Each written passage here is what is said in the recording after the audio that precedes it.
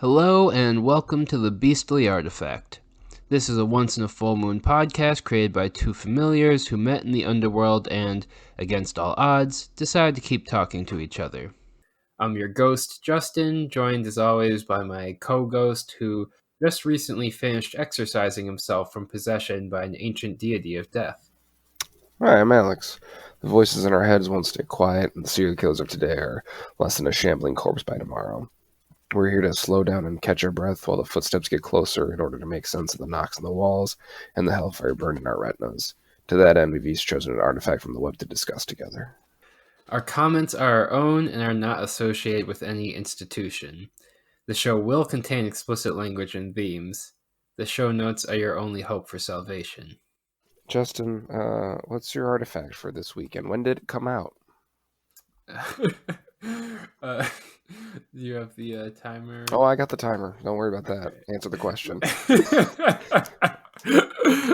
Well, you know the normal rules do not apply Oh, for the Halloween. This has always been true. okay. The normal rules are suspended. It's only a year, folks. It only has to be a year old, but that's fine. This is not even a year old. No, it's 2 months. I'm saying you can't even handle a year old as the rule. My artifact is a video by the YouTuber Yara Zaid called The Catharsis of Body Horror. Oh, and it is from July 25th of 2022. But like I said, not normal. We are in a zone of no rules where things are twisted. Huge. Spooky. Yeah, the video starts off saying that body horror generally gets written off because people think it's disgusting, which it is, but the disgust can be cathartic. And she says that the body horror genre helps us work through our horror in general, also helps us work through our fears and anxieties in a safe way, since obviously you're not in any actual danger from watching a movie, but dangerous situations can be depicted.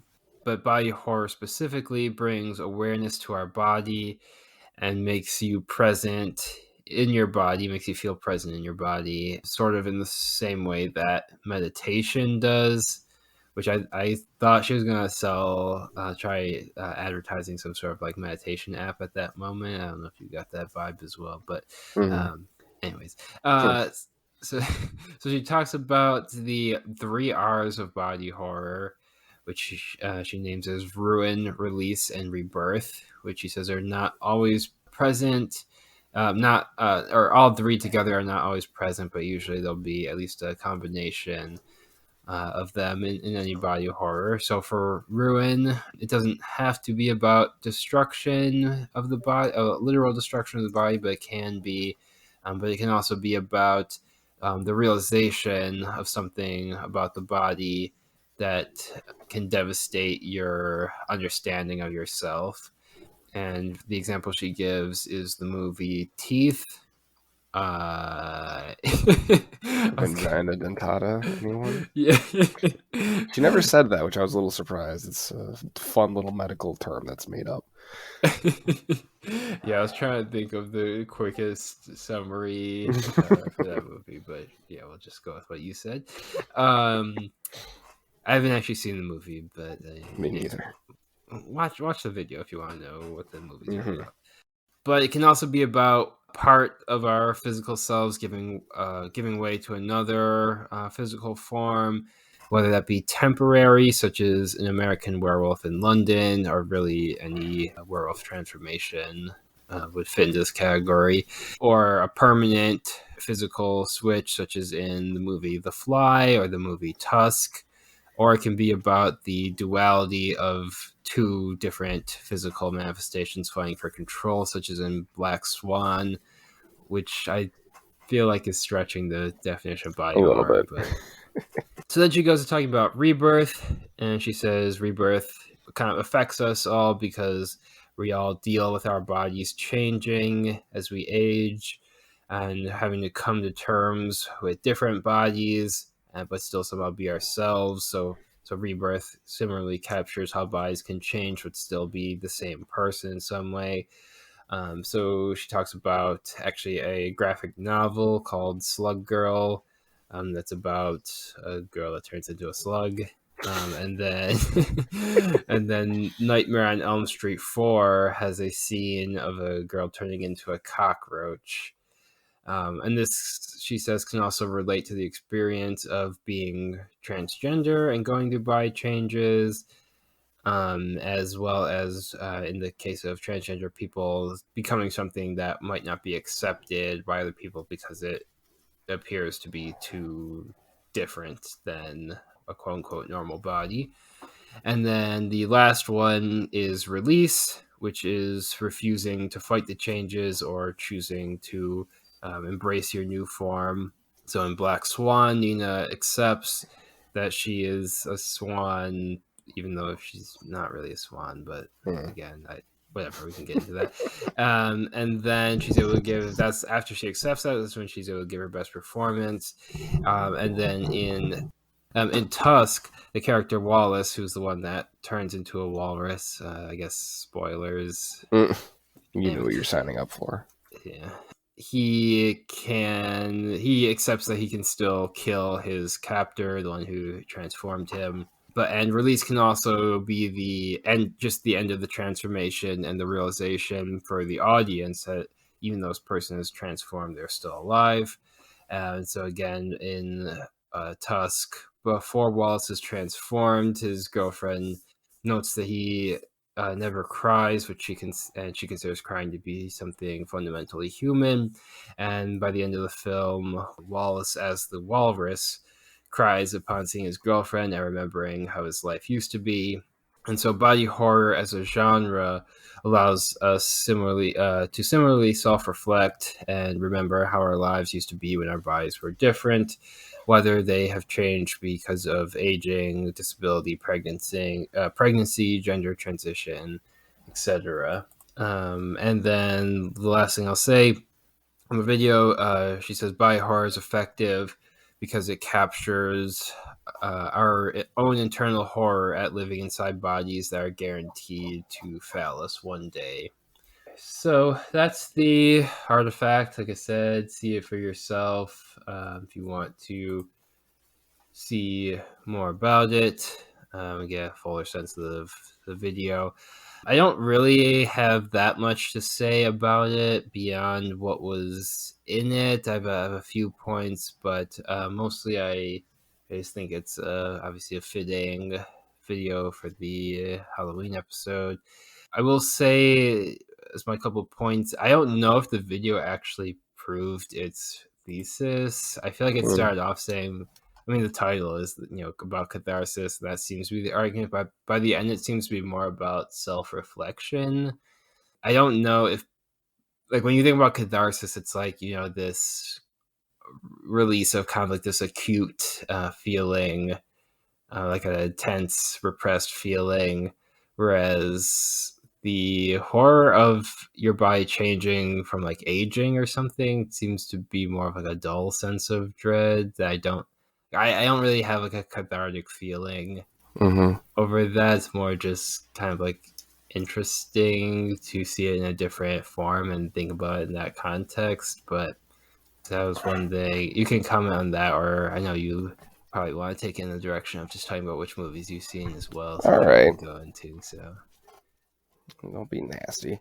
I will say the one thing that I did like about, I guess this is part of the thesis, but just sort of like differentiating like the power that body horror films have over like other things like Michael Myers. I think specifically she mentions like just like a tall like figure like hunting you with like a clean like kitchen knife or something. It's just like it's a lot easier to sort of like I don't know, like sort of separate yourself and be like, well, this is what I would do if I was getting chased by Michael Myers, da da da, versus, and like sort of be a little more like cocksure about it versus like, well, what would if you were being slowly turned into a goddamn giant fly? Like you can't you can't be as big of like pretend you'd be like much more of a hero, and you're sort of like you said with like, all right, well, you know what it feels like when your like bones feel bad or like when your skin gets like cut or something, so like you get that sensation, like you can sort of amplify it to yourself versus like I don't know what it feels like per se to be like hunted down by a giant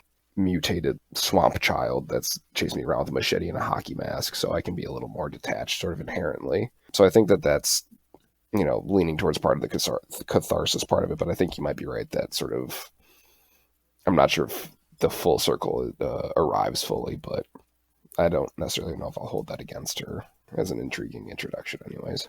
Yeah, I mean, I think it's still a good video for sure. And yeah, that's interesting the point you made too, because I feel like horror always works best when it taps into, not to go evolutionary biologist here. Mm-hmm.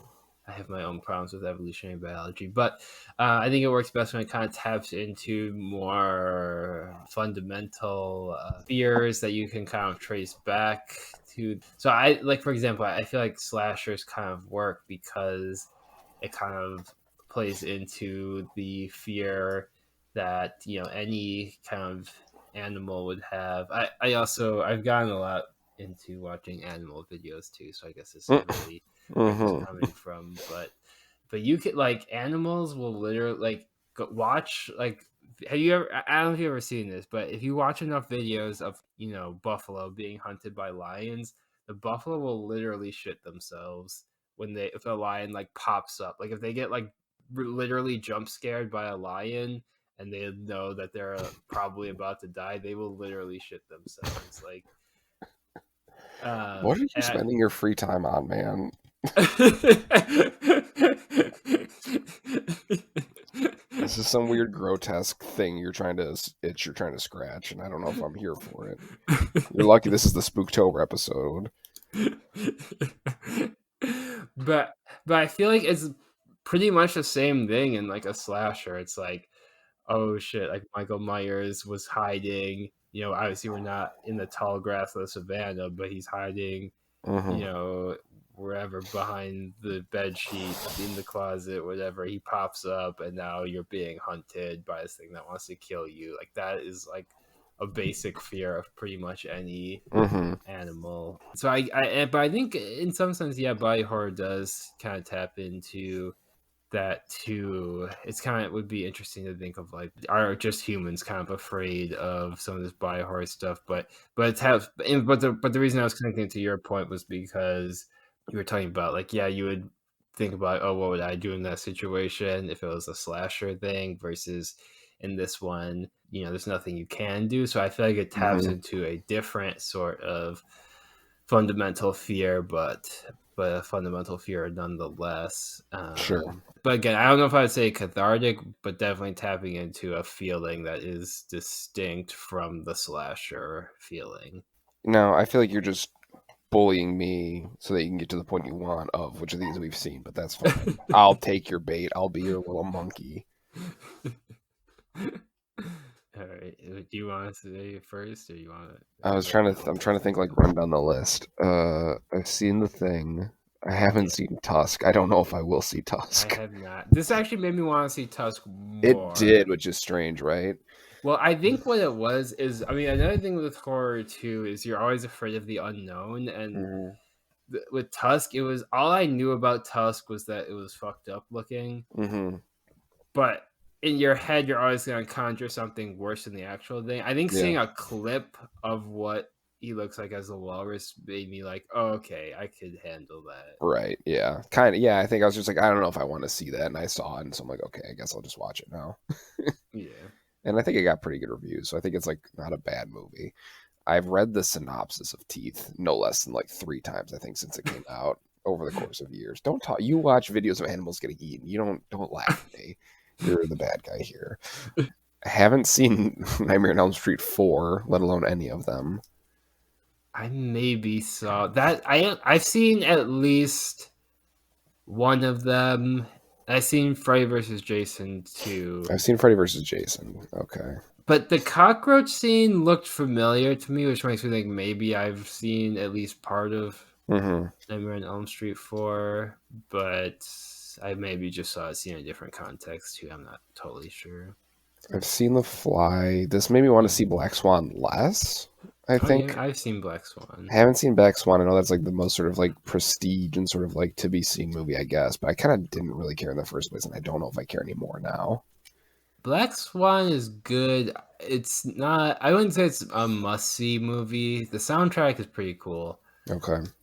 I definitely enjoyed Black Swan. It's not, but I think if you missed out on it, I don't think. I mean, it's like I said, it's barely body horror. It's barely horror. It's more kind of like a psychological Yeah. thriller almost. There's just like the barest amount of body horror with her.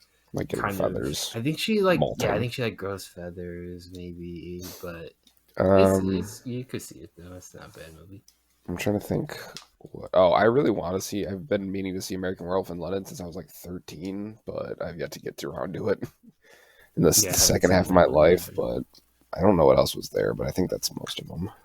I've also seen The Brood. I think that was the only one you didn't mention because I Oh think The yeah, Fly, Elm Street, The Thing, I have not seen Brood, Brood. Black. Yeah, okay, so I'll make a point about Brood too. Since we have it up here, I think there's two types of body horror. I think Hmm. when I was thinking about this, so I'm gonna contrast The Brood to The Fly. I think that's like the clearest kind of example Okay. because you've seen The Fly, and she kind of Yeah. goes over this in the video too. But in The Fly, yes, there's body horror in him transforming into the Fly, but he's not the monster because he's turning into a fly. Like that's Okay. the point is not that it's like, oh damn, he's turning into a fly. That is he's just now a monster and like now we have to just like kill him or something Hmm. like that. Like you get to hear him still talk, like he's talking about the experience of Yeah. turning into a fly and all that stuff. He's still like himself turning into a fly Hmm. and he just happens to look horrifying, and that's kind of the point.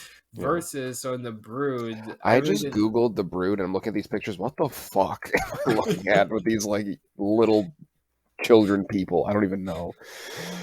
Okay, so The Brood has two kind of horror elements running through it at the same time. The children are not really as much the body horror element, but They look a little bit like they might be.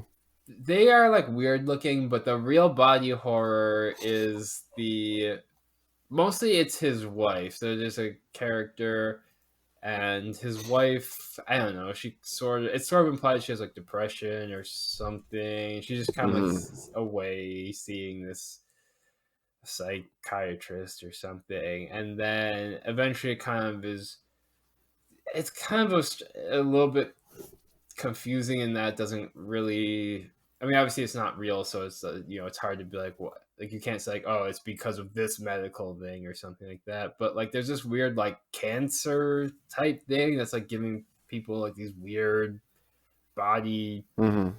I don't even know. They have just like giant like sacks of I don't know, whatever growing out of them. But for her, it's like she's getting pregnant with these children on the outside of her body. And so she just has these like big, ugly sacs growing out of these parts of her body. And then the children are like come out of them. Pass. But like the horror element in that one is that she is ugly. Like that's like the big like reveal, like big scare of the movie. Like what's all building up to is this scene where her husband finds her and she basically opens up the dress that she's wearing and reveals these like big sacs growing out of her body. And at that point, the husband, I think he like tries to reason with her because she's you know the children are going around killing people, but they're her children or whatever, and Hmm. then he ends up just strangling her to death. That's how the movie resolves that issue. So Makes it's like sense. very different from The Fly in that it's not like, oh, she looks hideous, but we're gonna like Right. talk to her and see her perspective and how this is kind of a tragedy. It's like, oh, she's hideous, and now we have to strangle her to death. So it's like, I will do what I must. so I feel like you got like the two types. It's like the body horror where the point is kind of like we're supposed to sympathize with the character because of the loss of their former body, and that's more of the catharsis, versus the Brood, where the point is, man, look how isn't it scary how ugly this person is? Like, damn, we need to kill them because they're so ugly Get this now. bitch out of here.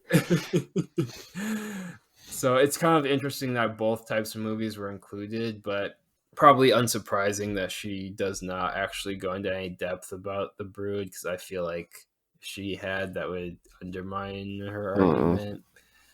Yeah, I don't know. It's I would not recommend the Brood. Well, it's too late now. I've already seen all of it. Did you see the pictures of I her? like it took a while to find one of the pictures of her with like exposing her like midriff, but yes, Okay. I've seen what made her needed to be killed unequivocally. Yeah, that's like the big climax. The children are ugly, but They're just a little spooky. They're just a they're not little that strange. scary. They're not And scary, but they're unsettling. all right, so that's my artifact for this week. Alex, what do you got for us? So my artifact is the Black Phone, but not the film. The film will be part of it, but the short story, the Black Phone, is written by Joe Hill, published in a short story collection titled 20th Century Ghosts, which was first published in October 2005, getting a U.S. release in 2007. The general sort of story, I'm not really going to go plot by plot on, and it's not going to take 5 minutes to go through it because it's just a short story. But basically, like, it's about a 13-year-old boy named Finney who's kidnapped by a man named the Grabber, eventually discovering that his name's Albert. Finney, for the majority of the story, is trapped in the basement of the Grabber's house that's been specifically designed to keep the Grabber's young victims secured and undiscovered. And Finney soon finds out that a disconnected black old rotary phone attached to the wall will ring and contain the voices of the Grabber's former, now dead child victims, with the young boys who he previously murdered, kidnapped and murdered, will offer Finney guidance from the other side, usually using their own failed attempts at escape as sort of reference points. Ultimately, I mean, the story is sort of, I would say, a fairly quick read. And unfortunately, there's no gotcha moment for Justin here because he already cheated by minority reporting my artifact and figuring out Joe Hill's secret identity. But in the end, well, spoiler alert, whatever. I don't know if I want to say just read it. We recommend all artifacts. I think it's worth sort of looking at this compared to the movie, which I enjoyed more, and just sort of seeing the creative differences. But it's a fairly quick read, and Joe Hill, it's about a small town kidnapping with a slightly supernatural elements. So it reads like Stephen King, and it's written by Joe King, Stephen King's son, and it's That's his real name, Joe King. Joe King, huge. I think his. I mean, that is like his Joseph. Like he has like his like mother's like name as well. I think he has like a hyphenated last name, but let's see. I would just go by Joe King like all the time for sure. Yeah, I didn't connect. I didn't know if his first name was Joe, if he changed both names, but yeah, His Joe his King would be. his birth name is Joseph Hillstrom King, but just go by Joe King Uh, all the time. I don't. It's a waste. I do want to ask you, Justin. What about this story? Do you think maybe that I chose it for an artifact as far as like using it as sort of like a look back into like how things were previously written and what was sort of anything telling as it being somewhat of an antiquated short story?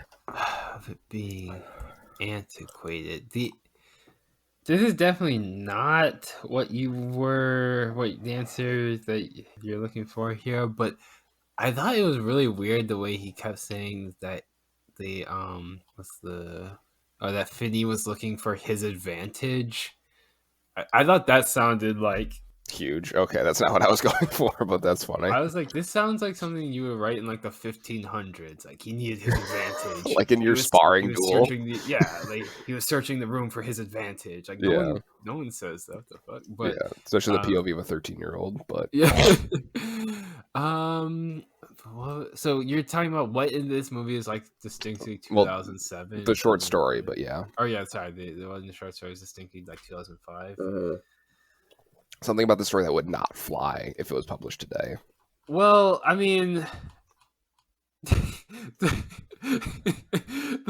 the rampant fat Yes. phobia, which hopefully, All of the time, every single time this dude's described about how grotesquely fat he is in the second paragraph, and it never lets up well, once. not even literally that's the opening of the story. Yes, of the The fat first man. the first The words of the first story line. are the fat man. And he's like, oh, fatty over here, and oh no, there's large coming down the stairs. It's like brutal. I don't even know why this. I mean, to me, this is just bad writing. Mm-hmm. As soon as I like, literally, as soon as I read the opening, I was like, "This is just a bad start." Yeah. Like, if someone tried to submit this for like a creative writing Oh workshop yeah. and they started the story, "The Fat Man," I'd be like, "Nope, try Right. again." Yeah. I don't even have to finish the sentence. It's really strange, and it doesn't add anything to it besides to like imply or insist that like this is like we already have a negative quality about him. You know what I mean? Like to like tip you off that this is a bad guy is the only thing that I can think of why they just insist on it because there's no reason. Yeah, it's. I mean, it's pretty clear that what Joe Hill's trying to do with it is be like, yeah, he's evil because, or not, he's evil because he's fat, but like his fatness is like Part a of his character evilness. trait Yeah. that contributes to us understanding him as evil. Yes. But it's like even beyond that, you can have him be a larger person. Just describe how he looks. Like Right. that's just lazy. Like Yeah. just be like, oh yeah, he was. I don't even really know. I mean, it'd have to be something that was relevant. Like I don't really. You still. I mean, it still wouldn't make sense to start the story off describing just like how the man looks in that sense. No. But like, yeah, just tell us what he looks like. Don't just be like the fat man. Mm-hmm. Like, what? Like, and the word fat itself like is not necessarily like a bad word. Like you can say someone's fat if you. I mean, there's debates on this, but like I don't think it's necessarily like automatically a bad thing as long as you're not attaching judgment to it, like just story clearly is. But Right. again, it's just like no attempt to actually describe what he looks like. Just the fat man. Mm-hmm. Also, I didn't even realize this to you. We are just talking a couple minutes ago, but is is this a Fat Albert joke? Oh, interesting. I mean, not interesting at all, dumb, but is that Super well interesting that it would be so stupid as to have a like a fat character named Albert in the that's really bad. That's really bad. I did not put that together while I was reading it at all, but I that I can't be mean, an accident. Fat Albert was airing during like the time that this like show the book is like the story set. That's really bad. That never Ooh, I did him a favor by not realizing that until right now. Jesus. When your dad gets you published, I guess. Jesus, man, I don't know. Do you? I mean, I could go in on this. I think we're both on the same page. Yeah, With it's not. It was straight. I literally only read this because I was seeing the movie like later, and I had like nothing to do at work the day of, and I was like just curious like how it would differentiate. It was pretty bad. It was pretty pretty underwhelming, but it was funny to see it like a because there's a movie coming out, so it's relevant kind of, and then just like some of the weird things are just like this is your like this is your heart opener in 2005. This is the one that gets picked up for like full like script like film publication, film production, excuse me. Mm-hmm. But you haven't seen the film. You've seen the red letter media. Okay, I feel like you're holding back on going in on this. I'm just gonna go in Go in, here. please. No, roast the shit out of it. Okay, I'm opening the floor. So I mean, first of all, the plot of this didn't make any sense at all. Like, why does Albert kidnap these boys? It's like it seems like this is like he's like a pedophile or something, but Mhm. he keeps saying, "Oh, I'm not gonna do anything to hurt you. I'm not gonna do anything you don't want." Blah blah. Which it's like, okay, he's probably lying, but Yeah. like But then the story never actually says what he does, so Mhm. it's kind of just left ambiguous. Which you're allowed to leave stuff ambiguous if there's like a reason for it, but like I don't know what the because there's nothing else. Okay, Right. let me keep going. We can circle back to that, but it's like so the only like okay, even going to like there's so many, I don't even know where to start here, but let's even going to the phone. Yeah, Okay, so it's called the black phone. The phone is, in theory supposed to be significant here. What was the point? Why? Well, first of all, why was there a phone in the basement? He at some point, Finney, that was his. I keep even forgetting this dude's name. Why the hell is his name Finney? I don't know. Finney is speculating that maybe someone used to live in the basement because there's a phone and a toilet, but there's nothing else, and it's never confirmed if someone lived there or not. Anyways, there's a random phone in the basement. I don't know why, but putting aside the plot reason why, thematically, why is there a phone in the basement? And then it's like all he does on the phone is he gets one call from one of the previous victims who barely even gives him useful advice, honestly. His advice is to fill the phone. Okay, first of all, his advice is to make it heavier. He Yes. doesn't even tell him good advice. It's like, if you're gonna come back from the dead to give this person advice, at least tell him what you want him to do. He's just like, make it heavier. Oh, you'll figure it out. And then he's cracking jokes too. What did he say? He was like, oh, who does the phone ring for? He's like, oh, don't ask who the phone rings for. Where was that line? I don't even know if I can find it right now. If I can find it later. But I'm like, dude, this kid is about to die. And you're over here cracking jokes. Like, what the hell is wrong with you? And then, so he ends up filling the phone with sand. He fills it with sand, not even in the story. He fills it like between two sections of the story. You don't even see him fill the phone. And then he just tells you later, like, oh yeah, by the way, he filled the phone with sand. And it's like, okay. That was also, such a strange cut, like why that got cut. And why? I don't even know if this would even work. Like, maybe I guess it would. I guess it would help to fill the phone with sand, but they act like, oh, filling in it was like, oh, before when it was just a phone, he couldn't have used it to beat this man, but now that he put like a few pebbles from this broken concrete, now it's like a deadly weapon that he was just like destroying this man and like cracking his skull open with. I'm like, maybe, but again, why is it a phone? It could have literally been any object. There's no Force reason. equals mass times acceleration, Justin. So write that down. There's no thematic reason why it should have been a phone, but and literally the whole story is named the Black Phone. It's like it's supposed to be significant, but it's not. Okay, and then this didn't make sense either. So Fat Albert, keeps going up the stairs, and he's like, "Oh, I can't." It's not even it's not even clear what he wants to do or whatever. But he's just like, "Oh yeah, like there's someone." Or Finney figures out that there's someone upstairs, even though Albert never confirms it. Complete shot in the dark, as far as I could tell, that he just like Babe Ruthed that. But fine, go on.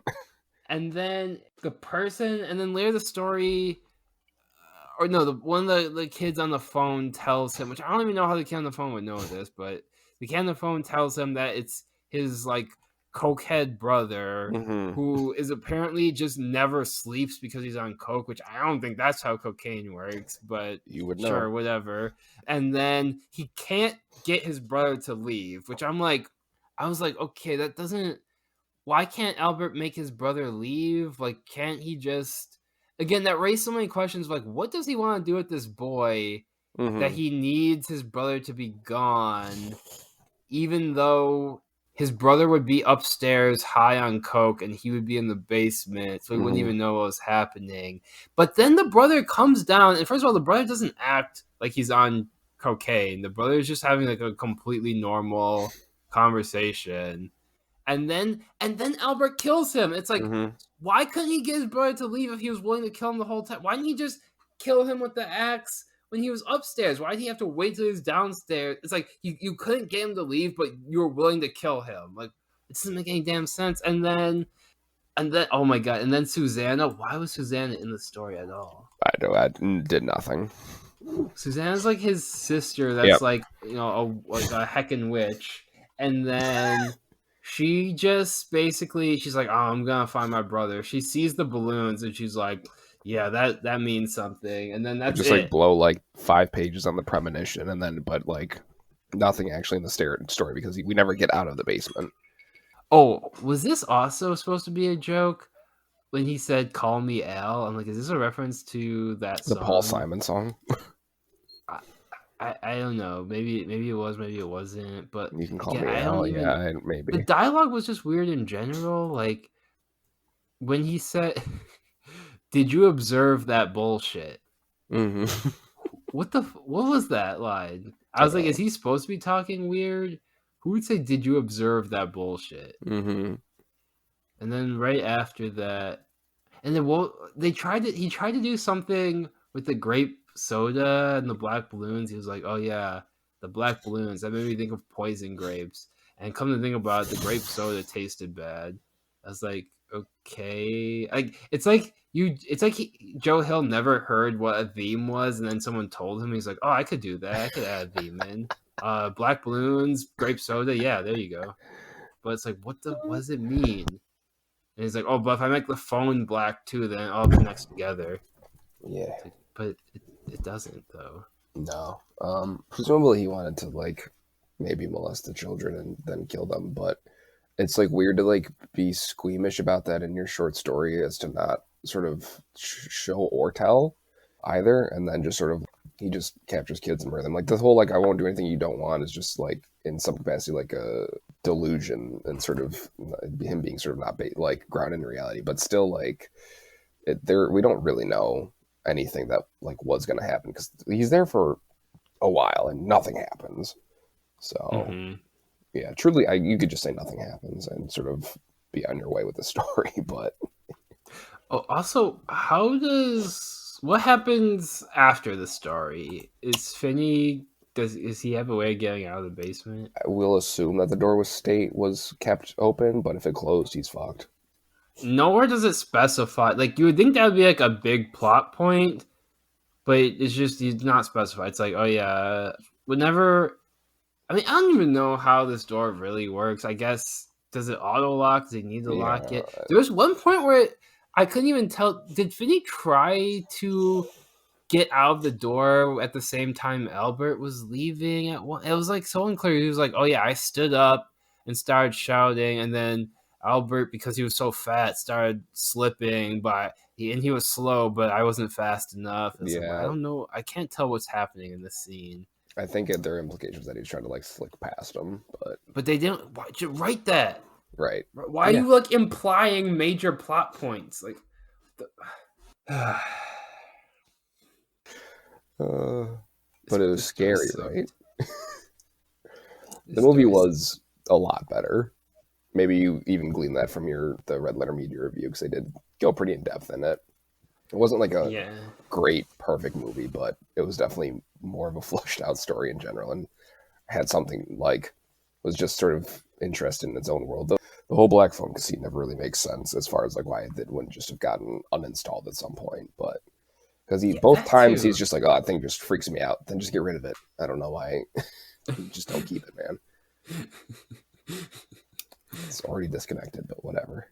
All right, hey, I got that off my chest. I don't know if you wanted to say anything else about it, but are we good? No, I think it is just funny also because like just in general, I read an interview somewhere recently that was like talking about how like short stories are better candidates for being adapted into film than novels because novels you're like always like gutting things and so like the things that you liked about it are usually at risk of being like lessened or completely removed for the sake of having a reasonable like screen time versus taking a short story and then you're able to like expand on what you like and then that like that's like the length of like watching everything happen in real time. So like it's also just an interesting example of like people insisting that like I mean, and usually the book would be better for all those reasons, but I don't know if anybody is like a Black Phone Joe Hill purist, but I'd be interested to see somebody that's like insisting that this is better.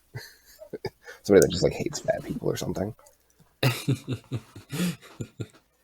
Ethan Hawke is Yeah, like it sounded like the movie was not bad, which automatically makes it better than the short story. shirtless Ethan Hawke just waiting upstairs in the kitchen with a belt. Like definitely like awoken some things for a lot of people, but not me. I promise. I was already awake. Yeah, Taking that's old news. Yeah, there's definitely a lot more interesting things about the film, but that'll there's got to This be is a something gimme. here. This is a gimme. This is. I'm trying to think what's the best. What's a good?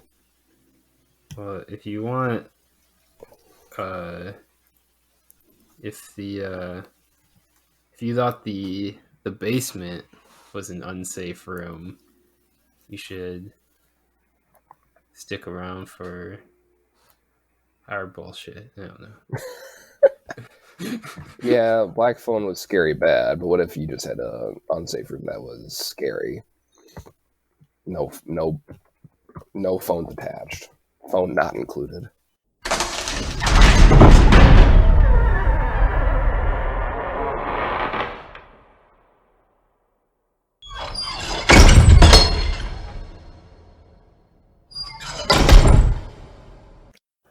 Justin, it's been a year. How have you been? Yeah, I mean, I did manage to survive the demon that Congratulations. was unleashed last year. Thank you. Yeah, that was definitely some spam mail that I was getting. Unfortunately, there did take a little bit to get the demon out. I think that partially explains the lack of episodes that season. That's just how it goes sometimes. It's nobody's Yeah, fault. yeah. That demon was definitely pretty hungry for sure, Hmm. as you can imagine. But that's gone now. I mean, it just feels like every Halloween we've been going into an unsafe room, which obviously, as you know, we have to do because the safe room needs to be renovated Right. every year around this time, which is what Yes. forces us into the unsafe room. Yeah, and that's fine. I mean, we had to go our separate locations, but how did you end up? Are you good where you are? Well, here's the thing. So I'm not in the unsafe room this year. I just got pretty tired. It just seems like, I mean, I don't know. You can tell me how you feel, but it feels like every time we go into the unsafe room, something bad happens. I don't really Yeah. know. I mean, that's just sort of the risk and it comes with, but we usually make it out. But yeah, I mean, did you get Yeah. something better? Yeah. I wasn't sure if it was just bad luck or whatever, but yeah, actually, I do think I'm in a better spot right now. Obviously, I couldn't go back to a normal safe room Hmm. because it's not open right now. So yeah, it was pretty cool. I was able to check myself into a different kind of safe room, which surprisingly wasn't that difficult. I went there and I told the people at the desk, just about, the strange knocking at my door from a couple years ago, the doppelganger that dragged me to hell, Hmm. the demon that was in my house. And after I told them all those stories, they took me straight in and Oh, put me nice. put me right into a safe room. S- No questions asked, huh? They just. Yeah, they took me in pretty quickly. There was several men holding, guiding me in, holding my arms and guiding me into the safe room pretty quickly. Would what? Are they wearing anything in particular? Just a lot of white, kind of white gowns, almost like hospital gowns, I guess. But I'm sure they just very care about the being clean and sanitation and all that Right. stuff. But yeah. Um. How long? How long have you been in there? I checked myself in a couple days before the recording, just in anticipation of being in the unsafe room this year, and yeah, just been in my safe room for. Actually, I'm not actually totally sure. I think it was a couple of days ago. It's a little bit hard to I tell was gonna say we actually. haven't. It's been a little while. It's been more than a couple of days since we last talked. I don't know how recently after we were talking about this that you got in, but I mean, Yeah, it you're. could maybe a couple of weeks. I actually don't not totally sure now that I think about it. Yeah. What? You got a coming out day? When are you planning on getting Uh, I, out? Or. Yeah, I mean, hopefully, when the safe room is done being renovated, the people who guided me in here occasionally will, pop their head in just to, well, not quite in, but they'll talk to me through a talking hole in the door, and just ask me, how it's going. But usually, when I reiterate about the demons doppelgangers, Mm-hmm. usually they'll leave me alone for a little while after that, or yeah. But yeah, occasionally, yeah, I will they'll really make sure I'm secured in the Yeah. bed that's in the room as well. Just depends. Are they like taking care of you, like food, nutrients? Like what's the regimen here? Well, I'll be honest. There's not a lot of time for exercise, but other than that, yeah, I get delivered food pretty regularly, and they make sure I have my some medicine as well. I don't totally know what the medicine's for, if I'm being honest, but it's gotta be helping with something. I figure, but yeah, get regular. I mean, the food's not great, but it gets delivered through the hole pretty regularly, and I got a Sure. window for some light as well. I can't really see out the window; it's kind of frosted glass with some bars over it, but it lets light Well, in, so that's I'm nice. sure that's also for safety. No exercise. You can leave the room or. I assume. I mean, I haven't really necessarily tried to, because it's not. Well, I mean, I guess there is not really a handle on the door, Mm-hmm. or the windows there. I mean, there's not really a way for me to leave, but it works out because nothing bad can happen when you're in the safe room, which is definitely good as well. Yeah, And when you're in our safe room. I mean, this is just a different kind of safe room. I figure. I mean, it's gotta be safe. I mean, the walls are padded. I mean, how much more safe than that can you be? Yeah. Huh. Well. Huh. Got a nice bed in here. They sometimes they strap you into it to make sure you're nice and comfy. There's a single toilet, a single sink. I mean, I don't know what more you could really need than that. I guess everything's taken care of. Why don't you try getting out soon and we'll reconvene? But for now, maybe they are taking better care of you than you could take care of you.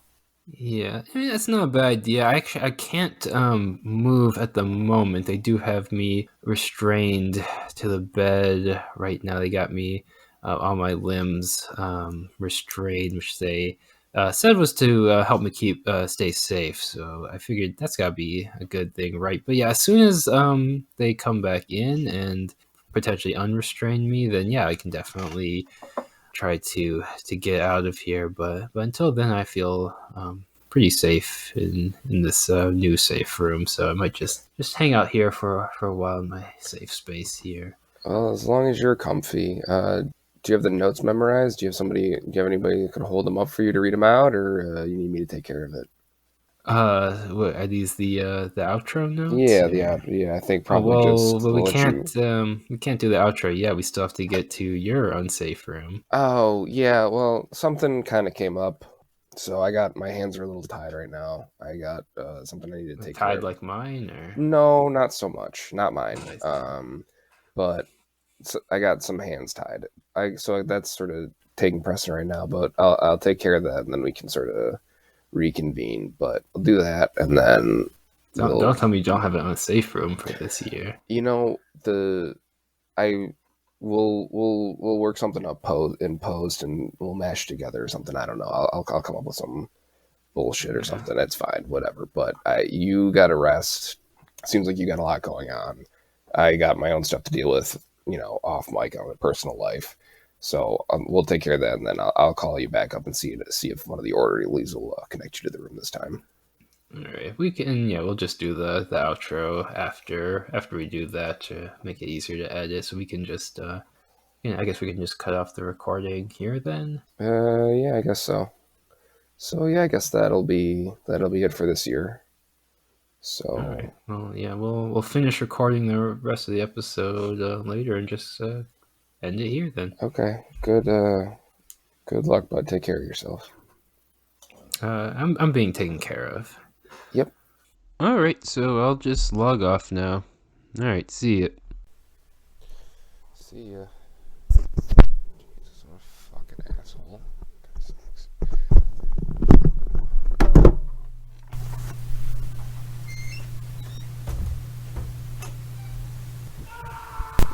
Where do we leave that? Shut up. It's so clear. You know, the real problem is that I ran out of questions a long time ago. I'm just gonna kind of see how you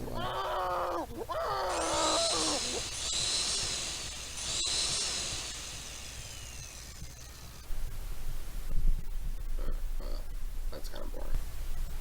Yeah, well, let's get on with the end here.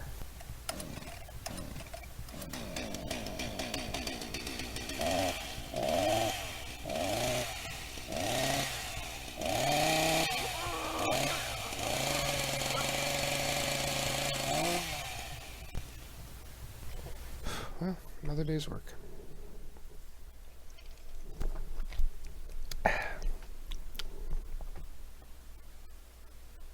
Wait, is that still work? Oh my god, no.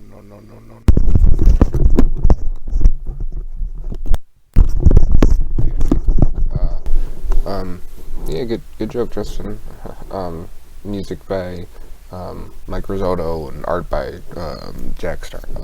Boom, boom, boom, boom, boom, boom, boom, boom, boom, boom, boom, boom, boom, boom, boom, boom, boom, boom,